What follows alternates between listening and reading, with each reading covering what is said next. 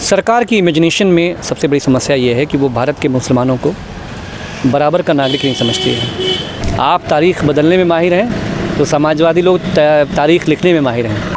Supreme court के फैसले के बाद उत्तर प्रदेश सरकार को बड़ा झटका लगा है। मदरसा बोर्ड को जिस तरीके से उत्तर प्रदेश सरकार ने और हाई कोर्ट ने जो फैसला सुनाया था, सुप्रीम कोर्ट ने उसको बदलते हुए उत्तर प्रदेश सरकार को बड़ा झटका दिया है। हमारे साथ बात करने के लिए समाजवादी पार्टी के राष्ट्रीय प्रवक्ता अमिक जमई जी हैं। अमिक जमई जी, बड़ा फैसला आया है सुप्रीम कोर्ट का, कैसे देखते हैं इसको? देखिए, पूरे देश में लोग इसका वेलकम कर रहे हैं और हम लोगों को इसी बात की उम्मीद थी। सरकार की इमेजिनेशन में सबसे बड़ी समस्या ये है कि वो भारत के मुसलमानों को बराबर का नागरिक नहीं समझती है। उनके देश प्रेम पे संदेह करती है। बात तो विश्वास की करती है, लेकिन अविश्वास के साथ ही उनकी सुबह शाम होती है। मदरसा बोर्ड, संस्कृत बोर्ड एक जैसे बोर्ड है, और जब हमने इसको रेगुलराइज़ करने का काम किया था मदरसा बोर्ड को, तो हमने नेशनल सिक्योरिटी को देखते हुए किया था कि हम इन्हें, क्योंकि मुसलमानों की आबादी का सिर्फ 1.5% बच्चे पढ़ते हैं वहाँ, वो भी ऐसे बच्चे हैं जिनके माँ बाप नहीं हैं, जो गरीब हैं, जो मॉडर्न एजुकेशन अफोर्ड नहीं कर सकते, वो मदरसे में पढ़ते हैं। तो सरकार बहुत मेहरबान थी मदरसे पर। तो हमारा ये कहना था कि जो मदरसे बोर्ड में जब हमने रेगुलराइज़ किया तो ये हुआ कि उनका ITR, उनका फाइनेंस, सब कुछ अकाउंटेबिलिटी हो जाएगी, और हम उनको एफिलिएट करके, क्योंकि जो बच्चे हाई स्कूल इंटरमीडिएट के लेवल पे पढ़ रहे हैं, क्योंकि मदरसों का अगर आप ऐतिहासिक रूप से देखिए तो प्रेमचंद मदरसे से पढ़े, APJ अब्दुल कलाम मदरसे से पढ़े, एक बहुत ही रेवोल्यूशनरी क्रांतिकारी इतिहास है मदरसों का। लेकिन जिन लोगों को क्रांतिकारी इतिहास से दिक्कत है तो वो मुसलमानों के देश प्रेम पे शक करते थे। तो कहा गया साहब वहाँ पे आतंकवादी घटनाएं हो रही हैं और ISI से पैसा आ रहा है, गोरखपुर पूरे लाइन में जितना है सब पूरी फंडिंग पाकिस्तान से चल रही है। तो हमारे जो पूर्व गृह मंत्री थे राजनाथ सिंह जी, आज रक्षा मंत्री हैं, उन्होंने विदेश की धरती पे कहा था कि उन्हें बहुत फ़ख्र है कि भारत के मुसलमान किसी भी आतंकवादी मामले में आज तक दुनिया में उनका कहीं नाम नहीं आया। तो मुसलमान तो ऐसे ही हैं, लेकिन सरकार की जो मंशा है वो चाहती है कि PDA की एक बड़ी आबादी जाहिल है। गाँव में स्कूल बंद कर रहे हैं आप ग्राम पंचायतों के स्तर पर, जहाँ पर राम खदेरन, पलटू राम और राम सजावन के लड़के और लड़कियां जाते हैं तो उनको मिड डे मील मिल जाता है, दोपहरिया खाना खा लेते हैं। अब गांव छोड़ के वो 5 किलोमीटर दूर जाएंगे, कहीं नदी होगा, कहीं नाला होगा, कैसे जाएंगे वो? तो मुसलमान जो गरीब हैं, आप चाहते हैं वो भी ना पढ़ें। तो जब गरीबी होगी, भुखमरी होगी, बेकारी होगी, अशिक्षा होगी, तो देश में जहालत होगी। जब जहालत होगी तो आपके पास व्हाट्सएप यूनिवर्सिटी होगी। व्हाट्सएप यूनिवर्सिटी के ज़रिए आप चाहते हैं कि हर मोहल्ले में बहराइच का वो बच्चा पैदा हो जाए। ये भारत की तकदीर नहीं है, ये भारत का मुकद्दर नहीं है। तो हम राज्य की सरकार से कहना चाहते हैं कि सबसे पहले तो जो 7 सालों से केंद्रीयांश राज्यांश जो शिक्षकों का और मदरसा बोर्ड के बाकी है, उसको लौटाने का काम करिए। दूसरा, दानिश आज़ाद अंसारी इस सूबे के मंत्री हैं। उन्होंने कहा था कि जो जांच बैठी है मदरसों पे, तो हम वहाँ बिल्डिंग बनवाएंगे, हम वहाँ किताबें और बस्ते बंटवाएंगे, हम उसको मॉडर्न बनाएंगे, पानी की टंकी बनवाएंगे। तो दानिश आज़ाद जी को आपके माध्यम से पूछूंगा, कितने स्कूलों में पानी की टंकी आपने लगवाई? नहीं लगवाई तो लगवा दो। जो भी वहाँ पे कमियाँ हैं, वो भी तो आपके समाज के लोग हैं, सब पसमानदा लोग हैं, गरीब लोग हैं, वो कहाँ जाएंगे? तो राज्य सरकार जो मदद कर सकती है मदरसा इंस्टीट्यूशंस को।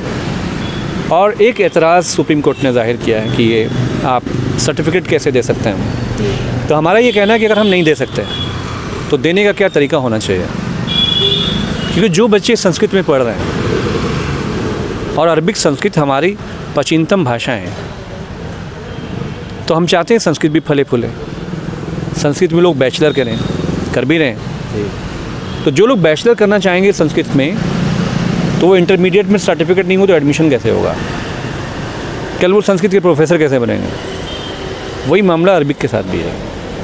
तो अदीब कामिल या जो भी ये स्टैंडर्ड है, इसको हमें जो शिक्षा के लोग हैं हमारी सरकार में, उनको चाहिए कि इसको रेगुलाइज़ करने के लिए कैसे इनको इक्विवेलेंट सर्टिफिकेट्स किए जाएं, इस पर एक काम हो जाए। क्योंकि जो मुसलमान भारत में रह गए और जिन्होंने इसको अपना मुल्क अजीज़ वतन चुना है वो कहीं जाने वाले हैं नहीं।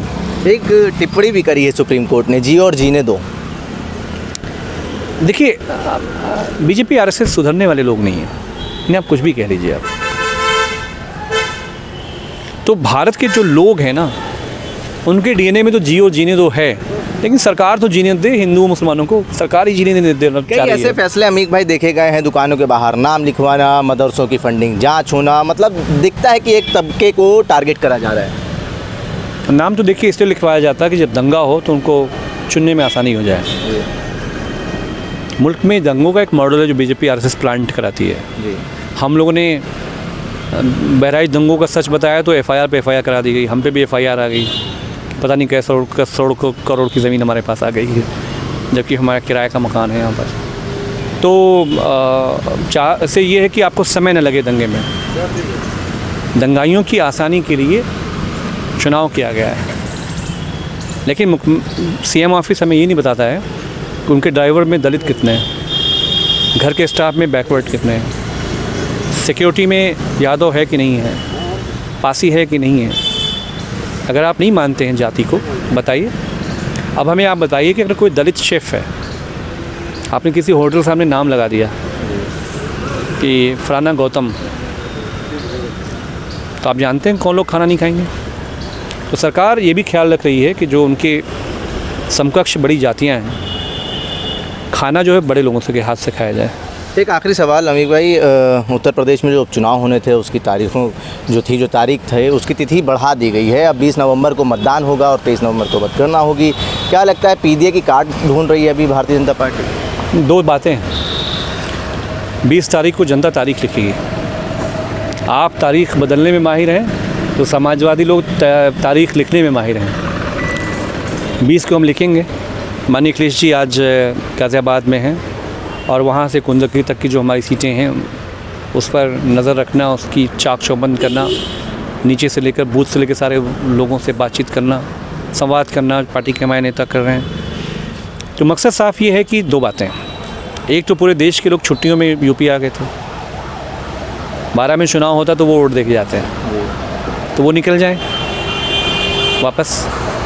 दूसरा ये ब्रिटिश राज का जो पुलिस मॉडल लागू हुआ है कल, कि कैसे भाजपाई माइंड के पुलिस अफसरों को डीजीपी बना के पीडीए की तोड़ाई करने का काम शुरू करें। जैसे रामपुर में चुनाव हुआ था तो पुलिस ने एक एमएलए पैदा किया, तो 9 एमएलए पुलिस बनाना चाहती है अपने।